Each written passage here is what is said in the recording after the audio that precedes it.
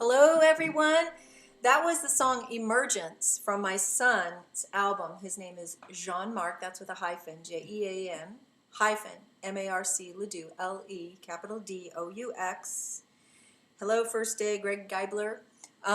It's called Meditations. You can find it online. That's his track called Emergence, and the name of this program today is Emerging. Now, the problem is that last time I played my very own son's album to promote it, Facebook muted me because they said I was violating copyright.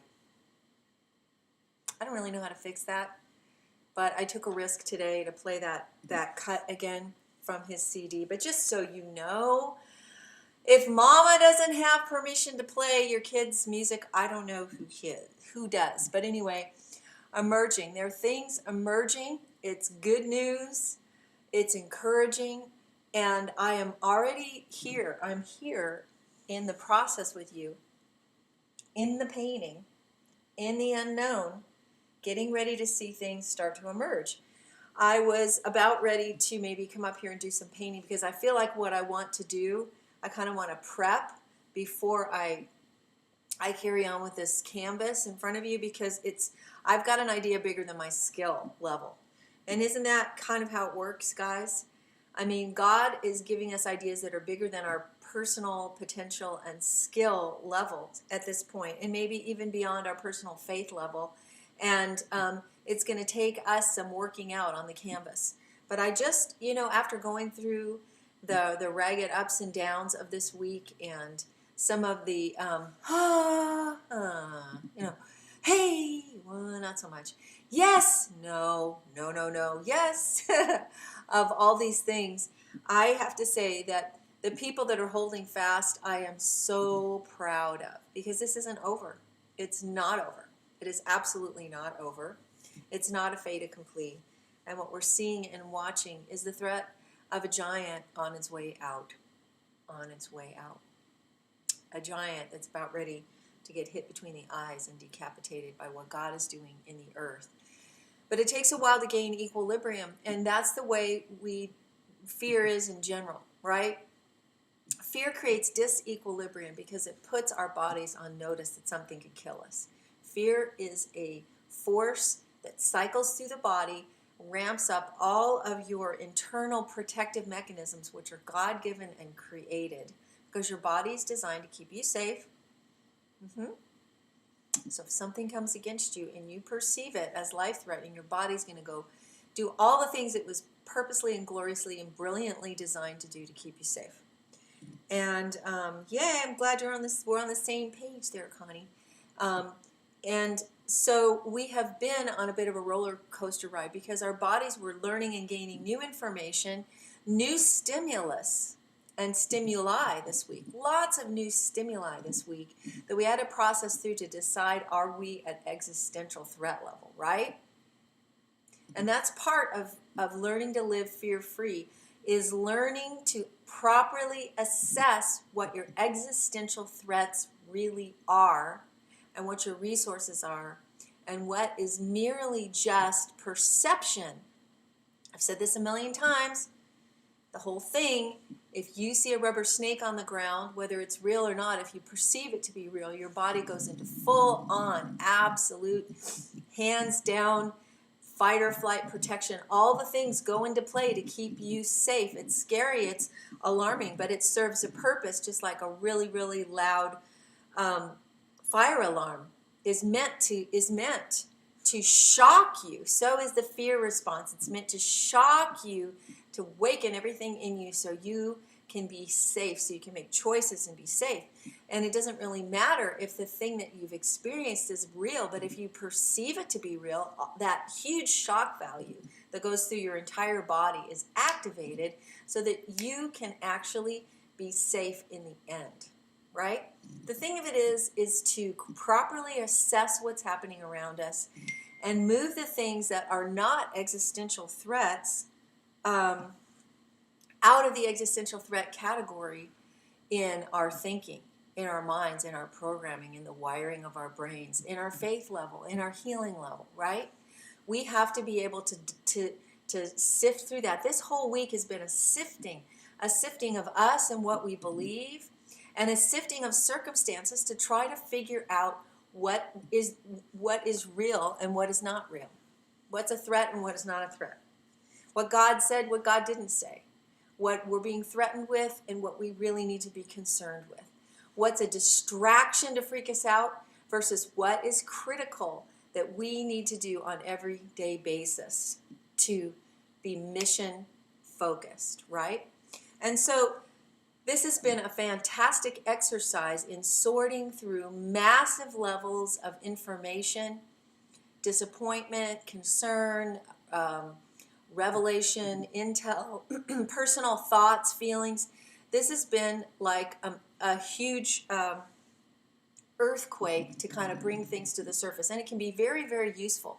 This can be a super productive time for all of us. But I'll tell you what, once that disorientation is sort of sorted through, we can move into a place where we get very focused again on who and what the enemy actually is. It's hard, it's difficult. It's like anything that comes against you, either coming up because you're triggered or something external type of thing, is going to set in motion a very disabling kind of process, and it's tempting to frame everything out of that disequilibrium, right? That's okay. You guys, that's okay. There's grace for us while we sort through the massive amount of media, intel, information, personal crisis response, and then settle back in and focus. And I'm proud of a lot of people that I know who have stayed firm and stayed strong and chosen to live out of what God has said about America, who God's choice is, what his news is, what his information is. That has not changed. And as I've said before, you don't need a prophet when everybody's saying the same thing.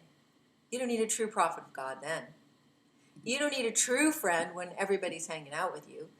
You don't need, a true focus when it doesn't really matter what you do. You could do any number of things.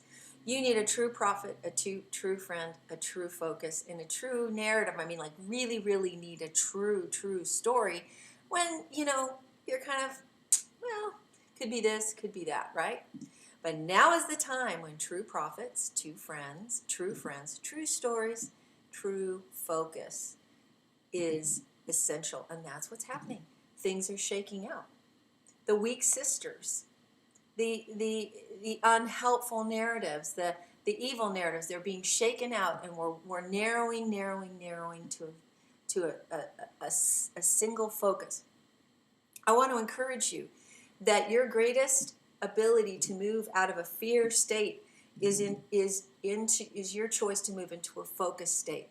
What you really have to do and what really stands in the way of you doing that, as opposed to this massive globalized threat thing.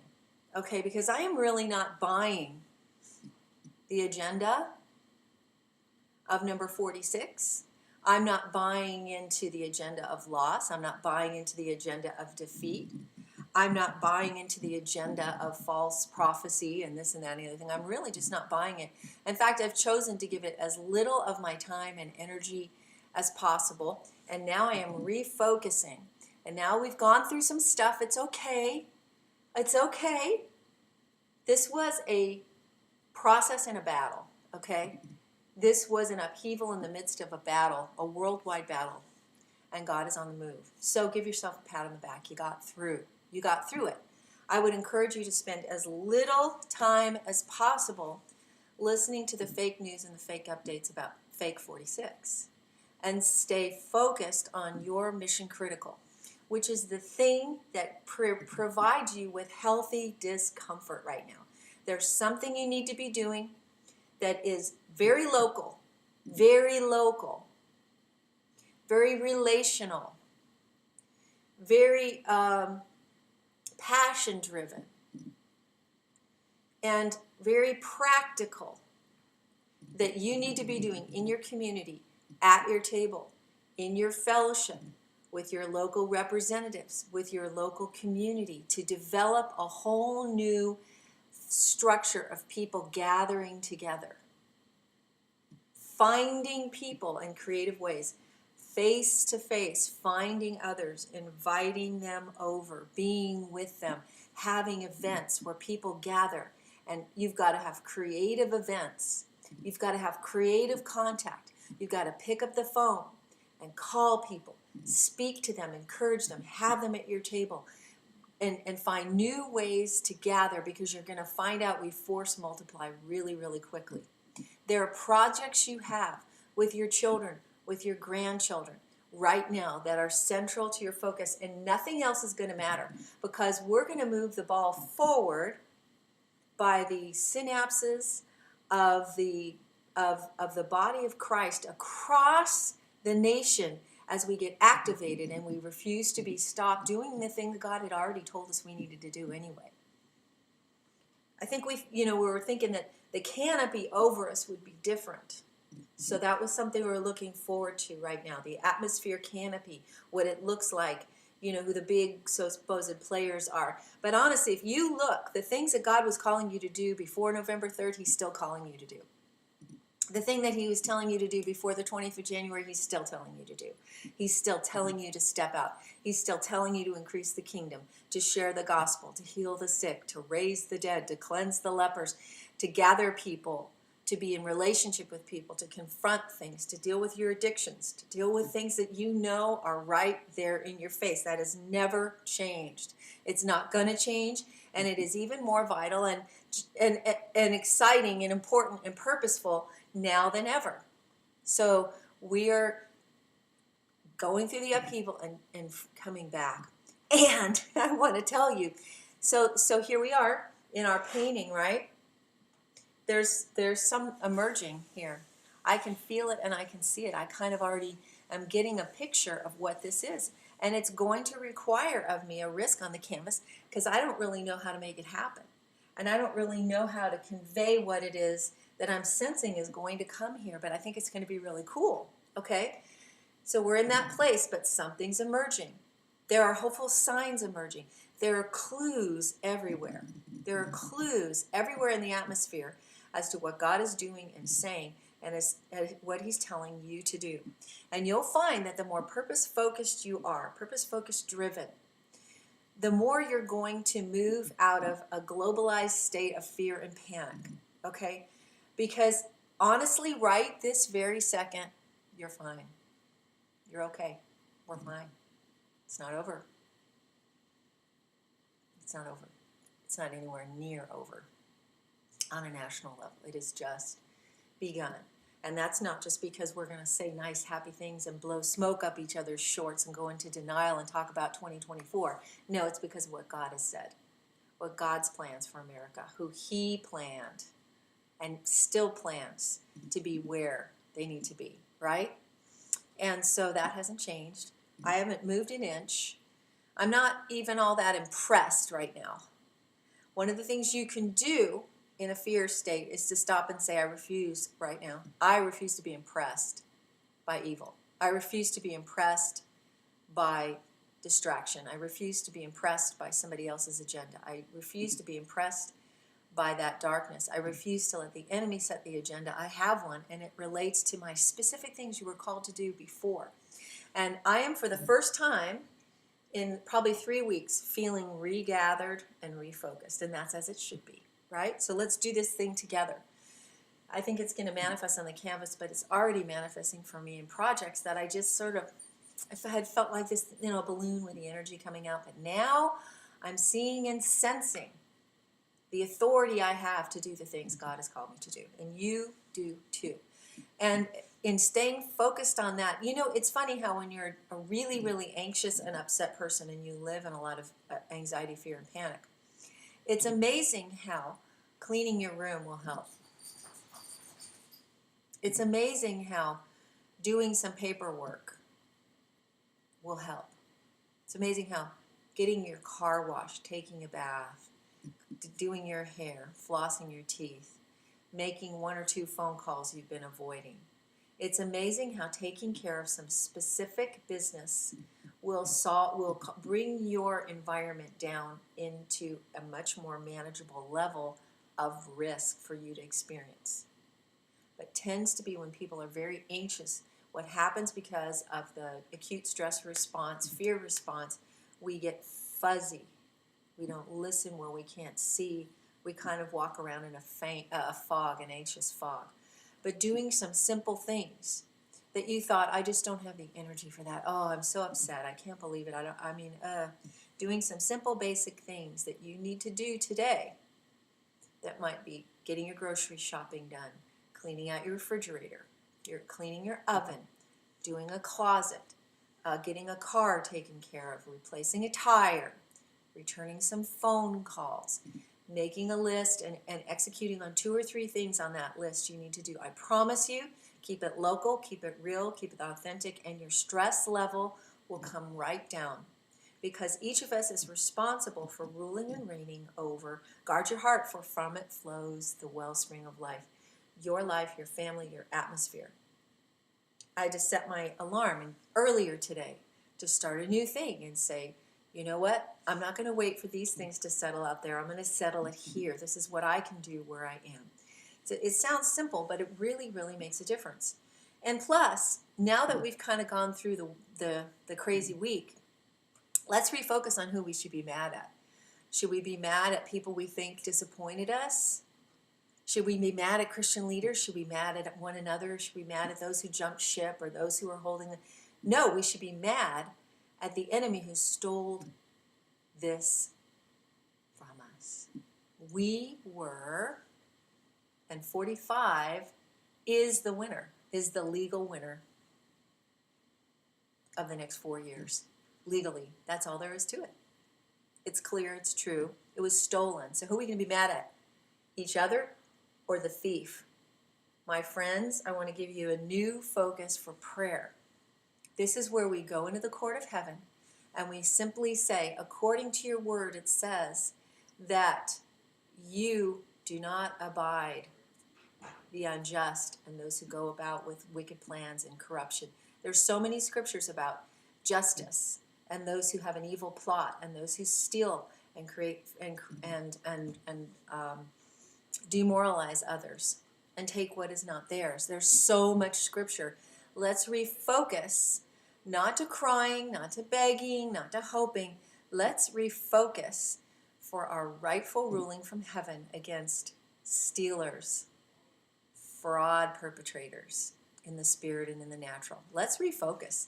Let's get all of this about who said what and who doesn't believe anymore and who did or who didn't. We have excellent standing before God. Excellent standing before God.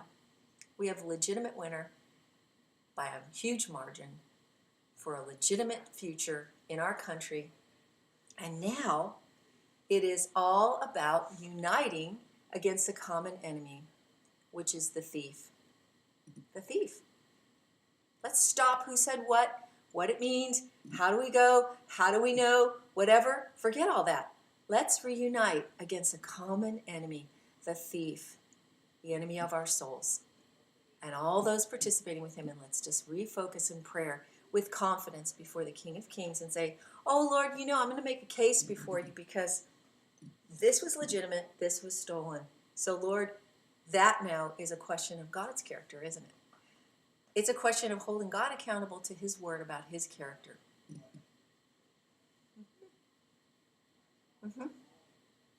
It's a beautiful place to be. So, that's right, best is yet to come. So let's refocus very critically on few practical things you need to do to be mission critical with the stuff God told you that makes you at least partially scared, a little nervous, a little uncomfortable. Go with creative discomfort. What you need to do that puts you in some risk related to some very specific, practical, purposeful things in your circle to deal with things that are out of control or chaotic in your life, your relationships, and that put you in contact with other people with whom you can force multiply. Other like-minded people in your community who need to know you are far from alone. You guys actually sweep the field in numbers of people who agree with you. We really do sweep the field across the country with numbers of people. We really do. What we're going to totally do is reject the psyop. So it's important to go out and find those people, knock on some doors, get a list of people within your zip code. You can get it from your local Republican Party. Get a list of voters from your zip code in your town. Pick an area, bring a friend, and knock on doors. Stop at houses and say, "Hi, I think people probably contacted you during the election, but now don't you think more than ever it's time to contact people and find new relationships in our community?" I wanted to just introduce myself and say, and you'll get a read for them. You'll know whether their eyes light up. "Thank you. Wow, I can't believe you contacted me. I was feeling so alone. Wow, I didn't know you just lived down the block." Guys, I'm telling you, get a list of voters, find the people within a certain block radius of your house, and go knock on their door. Bring them a little Valentine card and say, "Hi, I'm a neighbor. I think we might have something in common. And I'm having a gathering," then have a picnic, have a bonfire, have something. Get another friend together. I am not lying to you. This is super, super powerful. Find your neighbors. Find your brothers and sisters. Find your pod. So powerful. I mean, like, something we should have been doing all along, because we've been separated and isolated, and the bullies on the platforms make us feel small, and the bots and the people who attack, and then you think, "Oh my gosh, everybody must be." It's not true. It's a big fat lie. Do you see creative ways to go old school with people? Find somebody. If you're scared, you drive and find somebody who can do the door knocking. Find somebody who can send notes to your neighbors. Have a gathering. Get together. Open your table. Make phone calls. You can even say, "This really makes me nervous, but I'm looking around and thinking, I bet there's more of us out here. So I'm doing something that's kind of scary for me. I voted so-and-so, and I think we might have something common. What do you think? Do we need a new way to gather right here on our block? Remember block parties? Do you remember there used to be a thing where people would have like block captains in the 60s and 70s, where you would have a block captain, you'd have block parties, and people would have different, or neighborhood watch. Do you remember that? Or do you remember the welcome wagon? You can take within a six block radius of your house, or half a mile or a mile, and you can break it down, and you can find probably a dozen people or more that are neighbors you never knew you wanted to have, that are right there for you. And who knows what could happen? These are the people with whom we can share our lives. We can share the gospel. We can share our hearts. We can take risks. We can learn. Give them a little favor. Give them a little Valentine card and an invitation to something with a chocolate. Reach out. Let them know you're there. Go old school. Go personal. Honest, I promise you. It's so powerful right now. More powerful than we can ever even imagine. It's like being the 120 who were up in the upper room, gathered together and trying to figure it out and going, "What did he say? Did he say? I guess he did kind of mention something about dying. And wow, that was scary. I didn't realize it was literal. Do you think there's a chance we could hope? What strategies could we have going forward?" It was those 120 that were all primed and ready, watching who Jesus appeared to them after the resurrection, and then they waited, and they force multiplied for 50 days. They waited, they met, they broke bread, they came, they shared stories, right? And then the Spirit came. This is where we are. We're somewhere between crucifixion and Pentecost, somewhere in there right now, okay? So I'm seeing something emerge. I'll work on it. I'll share it with you tomorrow. Stay super, super personal with people right now. Pick up that phone. Call people. If you're an introvert, you know somebody who's not. You can call and say, "I think we got to do something. Let's make it based on relationships and FaceTime." And by all means, my friends, get do some very specific things that need organizing in your life today to bring order out of chaos and to awaken you to how good it feels to have positive stewardship over your life, your health, your time, your projects, your home. It really does feel good. It's healthy, it's healing. And then let's refocus our prayer. I think we have incredible standing, incredible grounds to go to God right now and say, "Oh Lord, I know what we won. Now we're gonna come to you and go, now Lord, we're asking for justice against the thievery." Right? That's a powerful thing. That's a refocus. Okay. Well, share this with others. Go do something. Go do something that scares you. And I will see you tomorrow.